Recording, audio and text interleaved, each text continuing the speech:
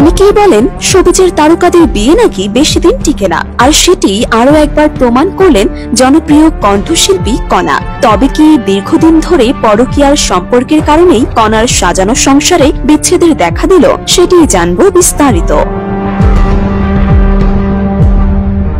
জনপ্রিয় কণ্ঠশিল্পী কণা 2019 সালে দীর্ঘদিনের পুরনো প্রেমিক গোলাম মোহাম্মদ ইফতেখারকে বিয়ে করেন, যিনি একজন প্রতিষ্ঠিত ব্যবসায়ী। তাদের প্রেমের সম্পর্ক ছিল দীর্ঘ 7 বছরের। অত্যন্ত গোপনীয়তা রক্ষা করে বিয়ে করেছিলেন কণা। কেউই জানত না সেই বিয়ের খবর। কোনো ধরনের আয়োজন করেননি তারা। বিয়ের কথা গোপন রাখলেও শেষ পর্যন্ত তা স্বীকার করেছিলেন কণা। বিয়ের পর থেকে খুব ভালোভাবেই চলছিল কণার সংসার। অন্যদিকে সঙ্গীত ভুবনে কণার আধিপত্য বেড়েই চলছিল।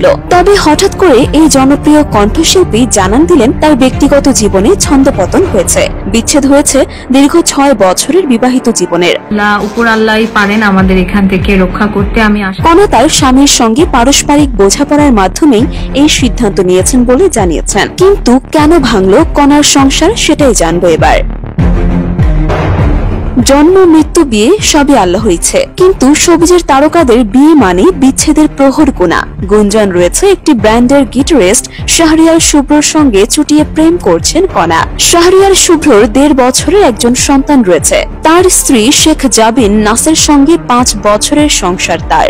স্ত্রী ও সন্তানকে রেখে কণার প্রেমে ডুবেছেন বলে তার স্ত্রী শেখ জাবিন আমাদেরকে জানিয়েছেন। তাছাড়া কণা যতটা স্পষ্ট করে তার বিচ্ছেদের কথা জানিয়েছেন, সেই স্টেটমেন্টের বিপক্ষে তার স্বামী জানিয়েছেন এখনো পর্যন্ত তাদের বিচ্ছেদ হয়নি, পারিবারিক ঝামেলা চলছে বলে জানিয়েছেন। কণার এই বিচ্ছেদ অনেকেই ভালোভাবে নিতে পারেনি। কেউ বলেছেন আহা সেলিব্রিটি মানেই বিচ্ছেদ, আবার কেউ বলেছেন নিজের স্বামী সংসার রেখে পরপুরুষ নিয়ে দেশ বিদেশ ঘুরে বেড়ালে সংসার কিভাবে টিকবে। তারপরও আগামী দিনের জন্য দোয়া রইল।